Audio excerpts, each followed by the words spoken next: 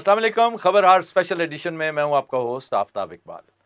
ख़वातीन हज़रात, जैसा कि आप जानते हैं, एक तवील अरसा हमने सियासत पे कोई गुफ्तगू नहीं की और उसकी वजह सिर्फ यही थी कि सियासत पर गुफ्तगू करने को दिल ही नहीं चाहा। खबर की दुनिया से भी मैं दूर रहा, लेकिन सियासत पर बात करना मैं तो समझता हूँ मेरे जैसों की ये एडिक्शन है और मुझे बाहर सूरत सियासत पर बात करनी थी। हालात ज्यों के त्यों हैं, एक डेड एंड की कैफियत है हमारी मुल्क में, हमारी मईशत में, हमारे माशरे, हर चीज़ में। तो इस पर बोलना बनता है और आज सियासत पर लबकुशाई करने के लिए मैंने एक इंतहाई मुअज़्ज़ज़ मेहमान को दावत दे रखी है। गो के ज़ूम पे हम गुफ्तगू करेंगे और ये सिलसिला इंशाअल्लाह जारी रहेगा। मैं अपनी तरफ से दावत ज़रूर दूंगा। हर पार्टी के चीदा चीदा आम लोग जिन्हें मैं इस काबिल समझता हूँ, उनके साथ गुफ्तगू करने की मैं कोशिश ज़रूर करूँगा। अगर उनकी क़यादत ने इजाज़त दी तो ये सिलसिला जारी रहेगा। आज बहरहाल मैं गुफ्तगू करूँगा एक ऐसी शख्सियत के साथ जो बिलाशुबा हमारे सियासी लैंडस्केप का महवर है। इमरान खान साहब हमारे साथ मौजूद हैं, उनके साथ गुफ्तगू करते हैं। ये जो एक रिलीफ मिला है आपको, बज़ाहिर यूँ लगता है कि मामला थोड़ी देर के लिए थम गया है, लेकिन आगे चल के कुछ एक दो परेशान कुन मकामात भी नज़र आते हैं। ऐन मुमकिन है आपको नाअहल करार दे दिया जाए और फिर ये भी मुमकिन है कि उसके बाद आपको गिरफ़्तार भी कर लिया जाए। अगर ऐसा हुआ तो आप इलेक्शन कैंपेन किस तरह चलाएँगे? देखिए, सबसे पहले तो हमें रिलीफ नहीं मिला, सिर्फ एक दिन के लिए मिला है। अजीब सी जजमेंट दी है chief justice Islamabad high court ने। उसने जो हमारी ट्रांसफ़र एप्लीकेशन थी, क्योंकि हमें इस जज के ऊपर 12 मई से हम इसके कह रहे हैं कि हमें ये इंसाफ नहीं देगा। हमने इसके ख़िलाफ़ रिक्यूज़ल की हुई है जो chief justice Islamabad high court के पास जाती है। वहाँ हम तब से इंतज़ार कर रहे हैं, वो उसी जज के पास हमें भेज देते हैं। यानी इस तरह का केस कर रहा है, चला रहा है जिस तरह कोई मिलिट्री कोर्ट होता है। हमारे गवाह को, यानी मेरा आर्टिकल 10A है कॉन्स्टिट्यूशन का, फेयर ट्रायल का, कि मुझे मौका मिलना चाहिए अपनी सफाई पेश करने। वो मौका ही नहीं मिल रहा। सरकारी गवाह खड़े कर दिए हैं। मेरे गवाह हमने बुलाने लगे, उसने कहा 1 घंटा है आपके पास, और उसके बाद कहता कि आपको हमने मुस्तरद कर दिया, आपके गवाह ही नहीं आ सकते।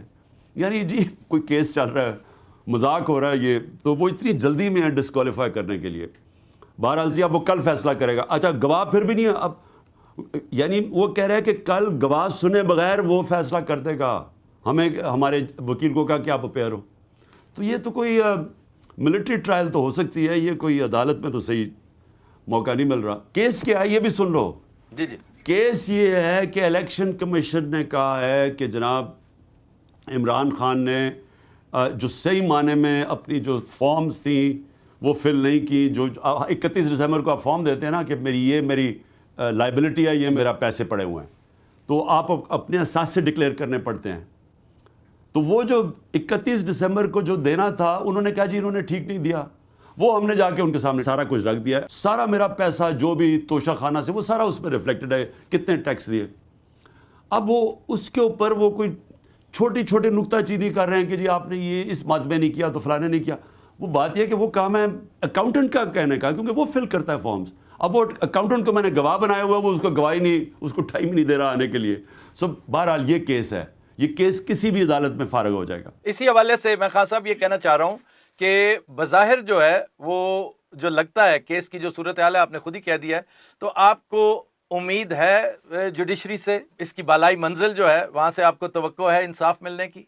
देखिए जी, ये जो 2 जजेस हैं इनसे तो नहीं है। इनसे तो 3 महीने से हम कह रहे हैं कि ये हमारे केसेस ना सुने।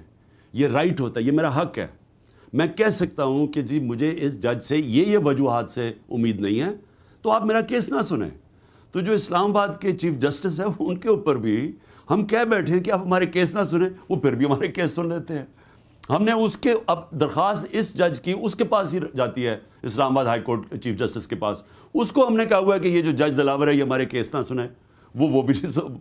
तो वो हम इन दोनों के बीच में फंसे हुए हैं, तो इनसे तो उम्मीद नहीं है। लेकिन कई ऐसे इस प्रेशर के, क्योंकि जजेस पे बहुत प्रेशर है, उसके बावजूद कई ज़बरदस्त 2 जजेस तो कमाल निकले हैं, पूरा प्रेशर बर्दाश्त किया उन्होंने।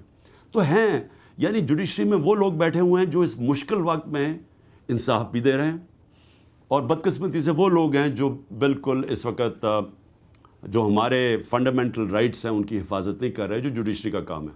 यानी आपको अब भी इंसाफ की रमक और उम्मीद की किरण नजर आती है, और वो आती जुडिशरी से ही है। जाहिर है इस्टेब्लिशमेंट में और तो किसी के साथ आपने बना के कोई रखी नहीं हुई कि और किससे आप उम्मीद लगा सकते हैं। देखें आफ्ताब, पहले तो ये चीज़ याद रखें कि मेरी कोई ज़ाती किसी से बनानी या ना बनाने का इशू नहीं है। ये इशू बहुत बड़ा इससे, ये पाकिस्तान का इशू है, हमारे मुस्तकबिल का इशू है। 14 महीने से, जब से हमें निकाला, 15 महीने से मैं बार बार कह रहा हूँ कि मैं हर किसी से बात करने के लिए तैयार हूँ, अपने मुल्क के लिए, क्योंकि मेरी ज़ात की तो है नहीं। देखिए जुडिशरी से अभी भी हमें उम्मीद है, क्योंकि अभी भी ऐसे जजेस बैठे हैं जो खड़े हुए हैं, जो कोशिश कर रहे हैं मुश्किल वक्त में इंसाफ देने के लिए, तो हमने तो उनके पास जाना है।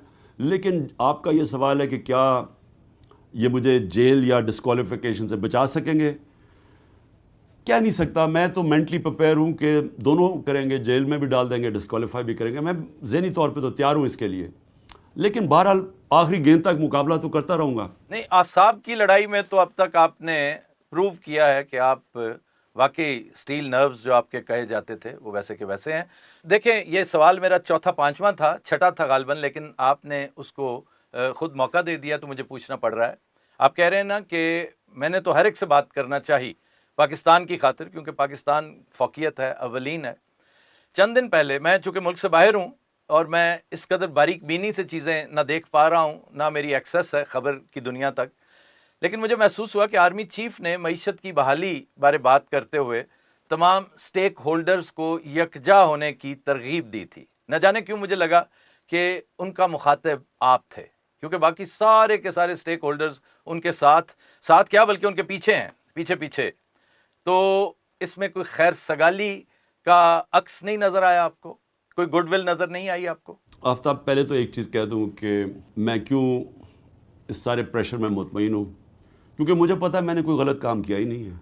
ना मुझे पता है मैंने ये तोशा खाना या ये जो अल कादर, यानी जो मेरे ऊपर ये केसेस डाल रहे हैं, या जो मेरे ऊपर 9 मई के केस डाल रहे हैं, मुझे पता है मैंने कोई गलत काम नहीं किया। मैं सारी ज़िंदगी कानून के ऊपर चढ़ा हूँ और मेरी कौम मुझे 50 साल से जानती है। देखें, आपने ये जो बात की ना इस चीज़ की कि आगे वे फॉरवर्ड क्या है, मुझे ये समझ नहीं आ रही कि क्या इकॉनमी इस मुल्क की कभी खड़ी हो सकती है कि ये कहें कि हम सारे इकट्ठे होकर काम करें। कभी इस तरह भी इकॉनमी ठीक होती है? दुनिया में ज़रा पहले देख लें कि जो इकॉनमी जिन दुनिया में ऊपर गई है, तो उन मुल्कों ने कौन सा रास्ता लिया है। सबसे मिसाल सिंगापुर की है। सिंगापुर हमारे साथ ही था आज से कोई 55-60 साल पहले। आज हमारी पर कैपिटा इनकम $1500 है, सिंगापुर की पर कैपिटा इनकम $55,000 है। तो उन्होंने क्या किया? उन्होंने मुल्क में कानून की हुक्मरानी कायम की। अपनी मिसाल से उनके प्राइम मिनिस्टर ने कहा कि कोई कानून के ऊपर नहीं है, लेवल प्लेइंग फील्ड दी, एक ऐसा सिस्टम बनाया इंसाफ का जिस पे लोगों को इत्मीनान हो गया कि यहाँ सिंगापुर में हम अगर इन्वेस्टमेंट करेंगे, अपनी सरमायाकारी लेके आएंगे, तो हमारा यहाँ इंसाफ का निज़ाम हमारी इन्वेस्टमेंट को तहफ़्फ़ुज़ देगा। तो सिंगापुर देखते देखते हमारी नज़रों के सामने वो किधर से किधर पहुँच गया, क्योंकि उसके पीछे लोगों को उसके इंसाफ के निज़ाम के ऊपर इत्मीनान था, सरमायाकारों को, पब्लिक जी को। ठीक कह रहे हैं खान साहब, ये बातें 100% दुरुस्त हैं। आपने बड़ी दफ़ा ये बातें की हैं और इनमें एक रत्ती भर भी कोई मुबालगा नहीं, आप ठीक फरमा रहे हैं। बात सिर्फ ये है कि जो मैंने टू द पॉइंट बात की है कि जैसे आर्मी चीफ ने तमाम स्टेक होल्डर्स की बात की, तो जिस कदर खुश मिजाज आप हैं, मैं बड़ा हैरान होता हूं कि ये भी अपेरेंटली तो लगता है कि आपकी स्ट्रेटजी का एक हिस्सा है कि आपकी स्माइल और ज़्यादा ब्रॉड होती जा रही है। शायद इसलिए कि आप सड़क की दूसरी तरफ खड़े होकर इन्हें ये बता रहे हैं कि तुमने क्या किया है इन दूसरों को साथ मिलाकर। लेकिन क्या ही अच्छा होता कि आप इस पर थोड़ी सी कोई स्माइली फेस के साथ आर्मी चीफ को बराह रास्त बताते कि भाई ये चीज़ें करोगे तो मामला ठीक होंगे। इलेक्शन चलो बैक बर्नर पर, बज़ाहिर ये लग रहा है कि इलेक्शन मुझे तो होता फौरन नज़र नहीं आता, लेकिन मईशत की बहाली में खान साहब आप आज भी बहुत वाइटल रोल प्ले कर सकते हैं। आप अगर वॉलंटरली कहें कि मैं मईशत की बहाली की पहली ईंट रखने को तैयार हूं पाकिस्तान की खातिर, तो इसमें क्या हर्ज क्या था? देखिए, जिसका जीना मरना पाकिस्तान में है, वो तो कोई बाहर नहीं जाना चाहता, वो तो छुट्टियां लंदन नहीं गुजारना चाहता, जिसकी इतनी वाकफियत, दोस्तियां हैं, जिसकी कोई बाहर प्रॉपर्टीज़ नहीं है, बैंक बैलेंस नहीं है, तो उसको तो ज़्यादा फिक्र होगी ना अपने मुल्क की कि हमारा मुल्क जो नीचे जा रहा है। 14 महीने में जो माशत हमारी नीचे क्रैश कर गई है, आज बेरोज़गारी देखें, आज हालात देखें पाकिस्तान के, امید چلی گئی ہے, 1200 لوگ پروفیشنل ملک چھوڑ کے چلے گئے ہیں, تو اس کو تو فکر ہوگی نا زیادہ, کیونکہ میں نے تو اس ملک سے باہر نہیں جانا, یا میرے تو پیسے باہر ڈالرز میں بڑے بڑے اور پاؤنڈوں میں پڑے ہوں, تو مجھے فرق ہی نہ پڑے کہ ہمارا روپیہ جب گر رہا ہے تیزی سے یا مہنگائی بڑھ رہی ہے, مجھے فرق ہی نہیں پڑتا جس طرح ان کو نہیں پڑتا. دیکھیں میں پھر سے آپ کو کہہ رہا ہوں, وہ ملک ترقی نہیں کر سکتا جس ملک کے اندر جنگل کا قانون ہو. آج مجھے دنیا کی مثال بتا دیں کوئی ایسا ملک جدھر نہ عدلیہ کے فیصلے مانے جائیں, لوگوں کے گھروں میں گھس کے توڑ کے لوگوں کو اغوا کیا جائے, ان کے گھروں کو ڈاکے مارے جائے, اپنی ایجنسیز اور اپنی پولیس یہ کرے. مجھے یہ بتائیں کہ کوئی ملک, اسے پولیس اسٹیٹ کہتے ہیں, یہ سوویت یونین میں ہوتا تھا جب اسٹالن تھا. جب ایک ملک کے اندر ایک ڈنڈے کا قانون آ جاتا ہے نا, انصاف ختم ہو جاتا ہے, تب وہ پھر ڈنڈے کے ذریعے جانوروں کی طرح لوگوں کو کنٹرول کرتے ہیں, اس کا کوئی مستقبل نہیں ہوتا. میں لوگوں کو مثال دیتا رہتا ہوں, ایسٹ یورپ اور ویسٹرن یورپ. دوسری جنگ عظیم کے بعد آدھے ہو گئے, آدھوں کے اندر ڈکٹیٹرشپ آ گئی, آدھوں میں جمہوریت آ گئی. 50 سال کے بعد جدھر جمہوریت آئی وہ اوپر چلے گئے, جدھر یہ ڈنڈے کے زور سے حکومت کرنی شروع کی وہ نیچے چلے گئے. وہی لوگ تھے. یہ تو ایک کوئی بھی تاریخ کا اسٹوڈنٹ ہے وہ یہ آپ کو بتائے گا کہ دنیا کی تاریخ میں معاشرے اوپر گئے ہیں جن کے قانون, جدھر انصاف بہتر تھا. اور جو سب سے بڑی ہمارے نبی صلی اللہ علیہ وسلم نے مدینہ میں ایک انقلاب لے آئے, سب سے پہلی چیز عدل اور انصاف کیا. تو دیکھیں یہ ایک خواب ہے کہ ہم بڑی اچھی اچھی باتیں کر کے سارے اکٹھے ہو جائیں. میں تو تیار ہوں, کیونکہ میرا اگر یہاں جینا مرنا ہے, میں تو کوئی پرپوزل دے میں تیار بیٹھا ہوں. یہ بڑی شاندار بات کر رہے ہیں کہ آپ اس کے لیے تیار ہیں. آفتاب میں یہ 14 مہینے سے یہ کہہ رہا ہوں, میری تقریریں تو سنیں, ہر جگہ میں کہہ رہا ہوں کہ اچھا جب میں بات کرنے کی کرتا ہوں وہ سمجھتے ہیں کہ میں کوئی کمزور ہو گیا ہوں یا میں ڈر گیا ہوں یا میں گھٹنے ٹیک رہا ہوں. میں تو اپنے ملک کی بات کر رہا ہوں. نہیں, یہ تو کوئی نہیں سمجھتا خان صاحب, یہ تو اگر کوئی سمجھتا ہے تو بہت بڑا احمق ہے کہ آپ کو گھٹنے ٹیک رہے ہیں, کیونکہ آپ کی یہی بات جو ہے وہ پریشان کن ہے ان کے لیے کہ نہ آپ سمجھتے ہیں پیار کی زبان, نہ غصے کی زبان, نہ سختی کی زبان. آپ ایک چیز پر بس اٹک گئے ہیں آ کے. لیکن ایک اسی سے متعلق ایک اور چیز خان صاحب, اس پہ تھوڑا سا غور کیجئے گا. یہ جو میں سٹیٹمنٹ نما ایک سوال کرنے لگا ہوں کہ آپ تبدیلی کی بات کرتے تھے, کرتے ہیں اور آئندہ بھی کریں گے, اور اللہ نے چاہا تو آپ کے ہاتھ سے تبدیلی آئے گی بھی. بڑی حد تک تبدیلی رونما ہوئی ہے. بات یہ ہے کہ آپ تاریخ کے بہترین سٹوڈنٹ ہیں اور آپ کو پتا ہے کہ ایک چیز ہوتی ہے ایوولوشن, ایک ہے ریولوشن. ریولوشن جو ہے وہ کوئک ہے اور لاسٹنگ نہیں ہوتا, ایوولوشن لانگ لاسٹنگ ہوتا ہے. 9 مئی کا واقعہ میں سمجھتا ہوں, کیونکہ میرے آنکھوں دیکھا واقعہ ہے, میں تو اس وقت جو گراؤنڈ زیرو ہے وہاں پر موجود تھا, رپورٹنگ کر رہا تھا, اور اس رپورٹنگ کی بھی میں نے بڑی کڑی سزا جو ہے بھگتی ہے. حالانکہ میں اس سزا کو یقین کیجئے اپنے لیے ایک میڈل سمجھتا ہوں کہ ایک صحافی ہونے کے ناطے میرے وہ جو فیتا ہوتا ہے نا اس میں اضافہ ہوا ہے, میرے میڈلز میں اضافہ ہوا ہے. لیکن یہ کہ لوگوں کی سوچ جو ہے نا, لوگوں کی ناپختہ سوچ ہے جس نے کام خراب کیا. انہیں کسی نے گائیڈ ہی نہیں کیا. آج تک آپ کی پارٹی میں کوئی ایک بندہ بھی ایسا نہیں ہے کہ جو انہیں بتا سکتا کہ پاگلو یہ فاسٹ فارورڈ میں تبدیلیاں نہیں ہوتی اس طرح. جو 75 سال کا معاملہ ہے اس کو کم از کم 7.5 8 10 سال تو ملنا چاہیے. آہستہ آہستہ چیزیں خود اپنے گروو میں آ جاتی. یہ کام خراب کیا ہے. آج بھی اگر آپ محسوس کریں اس پہ, آج بھی اگر اس پر عمل پیرا ہی ہو جائیں کہ آپ جو تبدیلی چاہتے ہیں نا خان صاحب, آپ انصاف کا بول بالا چاہتے ہیں, آپ سوشل جسٹس چاہتے ہیں, آپ ہر ادارے کو کٹ ٹو سائز کرنا چاہتے ہیں بشمول سیاسی, لیکن یہ ایک دن میں نہیں ہونے والا, یہ 1 سال میں ہونے والا نہیں ہے. آپ یہ کیوں نہیں اڈاپٹ کر لیتے ایک پالیسی کے طور پر کہ اس کو ہم اگلے فیز پہ ڈالتے ہیں, یہ اگلے 10 سال میں انشاءاللہ اٹ ول بیئر فروٹ. کبھی آپ نے اس پہ غور کیا؟ دیکھیں آفتاب, ایک چیز لے لیں, آپ نے 2-3 چیزیں کہہ دی ہیں بیچ میں. آپ یہ کہہ رہے ہیں کہ ملک ایوولوشن سے آگے بڑھتے ہیں یا ریولوشن سے. مجھے یہ بتائیں کہ ہماری 70 سال سے ایوولوشن نہیں ہو رہی. ملٹری ڈکٹیٹرشپ, پھر گورنمنٹ, پھر جمہوریت آتی تھی, پھر ڈکٹیٹرشپ, پھر جمہوریت. تو ہم آخری 20 سال میں کیا ہوا ہے؟ آخری 20 سال میں ایوولوشن وہ آگے بڑھتی گئی. ہمارا میڈیا آزاد ہو گیا. اس سے پہلے تو میڈیا آزاد ہی نہیں تھا. پہلے تو صرف پی ٹی وی چلتا تھا. وہ ساری چینلز آ گئیں, اخبار آ گئے, شعور پیدا ہو گیا, پھر سوشل میڈیا آ گیا. تو یہ ایوالو کر رہا ہے سسٹم, آگے بڑھتا جا رہا ہے.